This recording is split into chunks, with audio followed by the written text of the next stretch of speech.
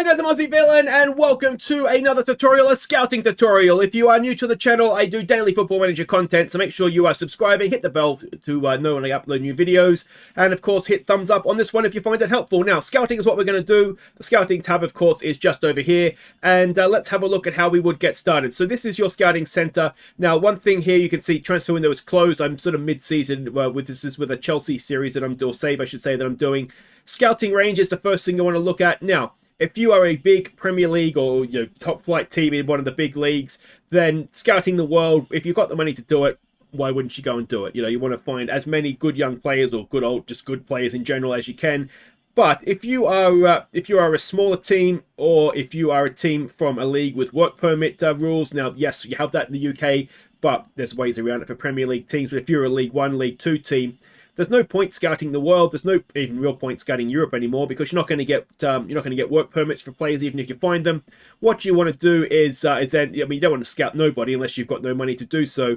But you're going to want to either scout your division or just your country, just your region, whatever it is that's going to work for you in terms of being able to sign players that you find. So just be aware of A, the cost, if can you afford it, but B, look at your work permit rules. Like I say, if you are a League 1 team in England, you're not going to be able to get work permits for players unless they're from the UK anyway. So don't waste your money, what little money you have, scouting the rest of Europe and the world. Just scout the areas for players that you can sign. If you're if you are a team in, say, well, at last FM I was in Iceland. We could sign anybody from Europe, and they counted as like they were an Icelandic player. So yeah, go and scout Europe. Whether you go and scout the world at that point, unless you've got the money to do it, there's no point. So just be aware of where you are, your work permit rules, your money, and just make sure you're spending your scouting budget wisely. And if you wanted to add or change your scouting budget, you would do so here, and then you can take money out of your transfer budget into your scouting budget. I don't know, does it go the other way? No reason why it wouldn't go the other way, but realistically, you're going to want to be taking money out of your transfer budget into your scouting budget. And it could be a good way, if you've sold a player for some big money, a good way to reinvest it could be to go and add it, in some of it anyway, into your scouting budget, so you can find the next players or the future players that'll come in and be not only a success for you, but increase in value, and then you can sell them on again. So it's a good way to sort of build up the club that way. Obviously, you see teams do it all the time, don't you? Find good young players, sell them on for a profit, find more good young players, sell them on for a bigger profit, so on and so forth. And you can see here as well, it's going to have your wage and transfer budget. I'm in a little bit of trouble, I'll be honest, with this Chelsea team, but it'll tell you there what your wage and transfer budgets are, but they're different tutorials. So to set up your scouting system here, now there's a couple of ways to do it. First thing, if you go to staff here, if you go to responsibilities and you go down to scouting, now obviously everything is there. You can decide what it is you want to take control of. Now, typically, assigning the scouts and that kind of stuff, I like to assign the best chief scout I can and let them do it, because I just find setting up the scouting, to be honest, a little bit tedious and annoying. I'd rather not do it, but I really do like having a look at who the scouts have found and bringing that back to me. So I like to handle the scouting meetings, but assigning the scouts themselves, not so bothered by it. But if you were, take control, and you can do that, and then you can delegate these other things here as well to your other scouts if you want to, whoever it is you want to do that particular job. So yeah, that's how you would change that, is in staff responsibilities, along with a lot of other things. Just don't look at this overview and get overwhelmed, because that is the most ridiculous screen in video game history. I think it's ridiculous. So we go back to scouting here. Now, if you wanted to set up a scouting thing, you see here the recruitment focuses that we currently have. Now you can click here, and it'll bring up sort of all the players that you're currently scouting in England, in the Premier League, Spain, Netherlands, whatever. It'll click on the actual thing there, and it'll bring up the current players that they're looking at, the near matches, and then the in progress ones as well. And again, if you want to have a look here, tick that. That's players interested in transfers. That's players interested in loans. This is just everybody. Some of these guys may not necessarily want to come to your team, which is always frustrating, but that's life, isn't it? So if you want to create a recruitment focus, you do so right there. And there's a couple of different ways that you can do this. Now, you can search for a specific position. Now, you can do here for just a striker in general. You can do so as a particular, so any role there would be just a striker in general. Any specific sort of striker, whether that's a false nine, a poacher, a complete forward, whatever it is, you can search for a specific role. Or if you've got a player that's sort of coming towards the end, you can scout for a replacement for them, and it'll try and it'll bring you players that are of similar sort of style to that particular player. So that's really good if you are needing to replace someone that's been, you know, your striker for 7 years, and you just need somebody that's similar. You know, you can do your Drogba for Lukaku switch, and it'll just be a disaster. But you know what I mean. In theory, it should have worked. So that's how you can do that. Now you can search just for any position in your current tactic. So this is my current tactic, and it'll just search for players that play in that role. Now, typically, I would not. I always want to have the best players I can, and then fit a tactic to, you know, get the best out of those best players. So I would just like to scout any position. Just bring me the best players you can find, and I'll decide how to make them play. So that's the way that I like to do it. Now you can also here. So we've got any position there, any position from a tactic here that is basically non-existent, and then you can come over here to this part of the screen and start to set things up. Now I would always say minimum current ability, unless you're looking for somebody for now. I'd just get rid of that, because I don't care how good they are now. I want to know how good they can be, and I would say unless you're a 3-star or better, don't bother talking to me, basically. So that's the way that I would personally set this up. Doesn't matter how good they are now, but at minimum, I would want a 3-star player. Ideally, probably 4-star, to be honest. But you don't want to exclude players. You can get some very useful players that are 3-star that can fit into your team. So that's probably worth doing. Now, you would search the ages. Again, I'm not that worried about the ages. I just want to find good players. 50. I'd love to know a good 50-year-old player. If there's a 50-year-old player out there that's a 3-star ability in the Premier League, I'd love to know who they are. So now areas. So this is basically where you want to scout for players. So whether it's in a particular competition, so there's the Intercontinental, there's obviously the different international competitions there. It can be useful going and scouting. I always think so like under 21 qualifiers, sort of youth qualifying championships, not just in Europe but in Africa or Asia or wherever it is. They can be a good way to find, you know, the best young players in a country that may not come up under a sort of a club search. So that could definitely be worthwhile. But then again, you can see here all the African, the Asian competitions as well. It can be worthwhile scouting, you know, other continents' Champions Leagues or their equivalents of the Europa League. Oceania, probably not quite so valuable. But then any leagues here that you've got loaded up as well, you can go and scout those as well for whatever it is you're looking for. Outside of an international competition, I wouldn't typically bother at competitions, but nations can be worthwhile if you wanted to. Now, obviously, not every nation is going to be scoutable because, you know, databases don't necessarily work like that. But I always think regional is probably the best way to do it. It's not so defined that it's you're not going to get nothing, but you're not losing a continent. You're not sending a player someone to Africa and trying to scout all of Africa. You can sort of break it down a little bit more.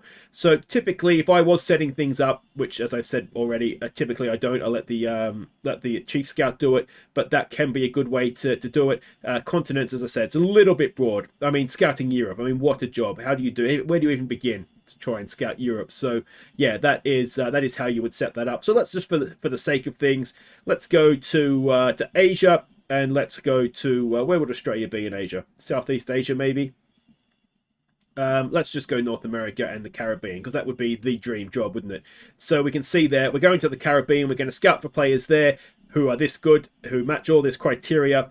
And then you can send a scout off, or you can just let your chief scout choose. And then, yeah, you can see include results found in other recruitment focuses. Now, you can set things as a top priority or just as a standard or an ongoing thing. If you just want to send a scout to the Caribbean and just leave them, set them and forget them kind of thing, then you would do it to ongoing. Otherwise, standard would just be your normal standard, as it suggests, scouting mission.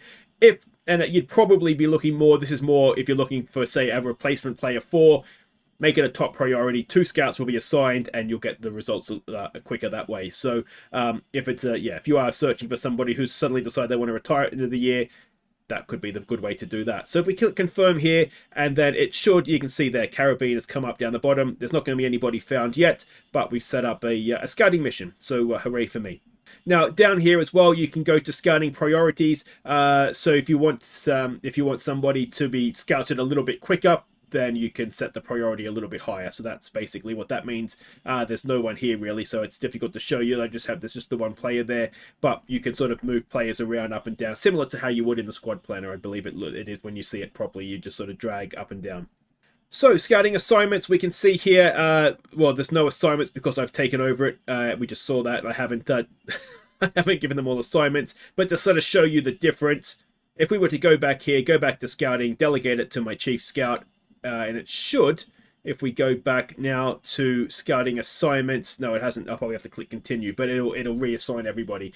But yeah, it gives you an idea of sort of where we're currently scouting. So we're currently scouting the Caribbean, and that's it. But yeah, obviously this should be lit up a lot more than this. And yeah, so and your world knowledge as a club, you can see there, green means you know it, and then all the way down to obviously non-existent with the grayed out and brown and so on and so forth. So yeah, that gives you an idea of the sorts of areas of the world that you've scouted and the sorts of areas that are untapped by your scouts so far.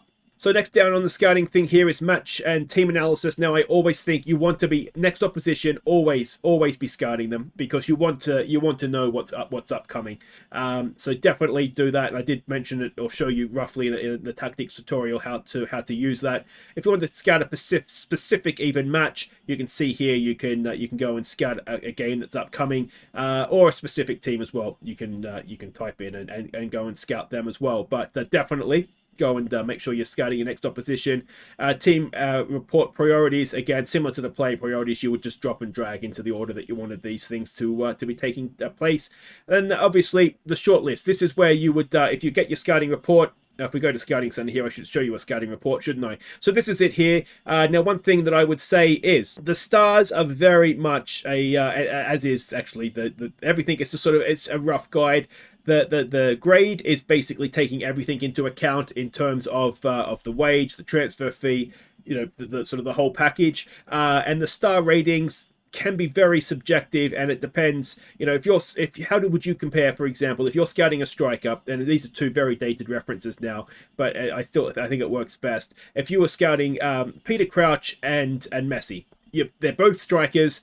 They're both going to do very, very different things. If you were looking for a target man, Messi's not going to come back as an A+ signing, is he? Because he's not particularly good at it. Whereas Peter Crouch or Emil Heskey or one of those sort of big target guys is not going to come back as an A+ for a striker, but for a target man, maybe they would. So I always think very, very much take it all with a grain of salt. Potential ability, it can be a decent guide. You can see here potentially a Premier League standard player, but overall, yeah, I use it all as a bit of a grain of salt kind of thing. Pros and cons, definitely worth having a look at these, because you might find I've increasingly sort of gone away from players who don't like big games, because I figure if you don't want to play a big game, you're not really any use to me, because that's when I need my players most, is for the big games. But if you're playing in the Premier League, those sorts of players, maybe they're good squad players, go out and play sort of your mid-table, lower table Premier League teams. It's sort of your in and out cup games, your league games that don't really have much riding on them, that you should win anyway. And maybe they're good for that, but you're not going to want to play them in the big games. So yeah, I mean, it's definitely worth it. It's a good way to get to know your players as well here. But it'll give you an idea of what the transfer fee and all that is. And again, we'll do a different tutorial on signing players, but always worth approaching the agent and just getting an idea of if it is actually something that you're going to be able to do as well. But you can do it directly from the scouting screen here at the same time. But so if you are interested in a player, add them to the shortlist, and this is then your shortlist. Now, I always keep this ticked, keep scouting reports up to date. Now, yes, you do get, the negative is that you do get the same players getting scouted over and over again.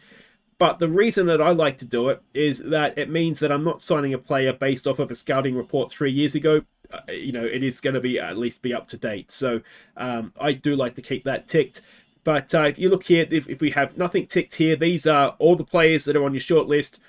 These are the players that are interested in a transfer. These are the players that are interested in a loan, or you could just do players that are interested in either. But I'd like to know if they're interested, am I trying to loan a player or am I trying to sign a player? So I would only ever really tick one. This tells you that they're interested, but are they incredibly interested, or is it sort of well, if you pay me a crap ton, then I might join you. So yeah, that is, anyway, that's the short list. And I always think, if you find a player you like, even if they're a wonder kid from a massive team and you're a 5th division Croatian side, always add them to the short list, because you might get them on loan. B, they might have a falling out with their team, and you might be able to, if they're transfer lists, you might be able to swoop in and get them. Add everybody, and then when they're not good enough anymore, take them off a short list. But yeah, it's always worth having them there, because you can filter out the ones that aren't interested, and yeah, just focus on the ones that are. But you won't know if they're available to you if they're not on your short list. And it probably wouldn't be a scouting tutorial if we didn't have a quick look at the scouts themselves. Now, it always says that it highlights here the attributes you want for a scout. Now, I always think adaptability, yes, I get that it's probably a good thing, but I just want to know if they can spot talent. To be honest, when I search for a scout, I'll get rid of that. If I find a scout with good adaptability, obviously it's a bonus, but I'm much more interested in their ability, and also more so almost in their judging of potential ability as well. So good scouts will give you better reports, so it's always worth getting the best scout you can. But obviously within reason, you don't want to be spending all your money on scouts. You do need to have something. Coaching and all that kind of stuff will aid in how good a player is as well. So yeah, that is my scouting tutorial. Hopefully you found it useful. If you have, make sure you hit thumbs up, and I will see you, if not for the next tutorial, then for some Let's Plays. So that should be fun as well. See you soon.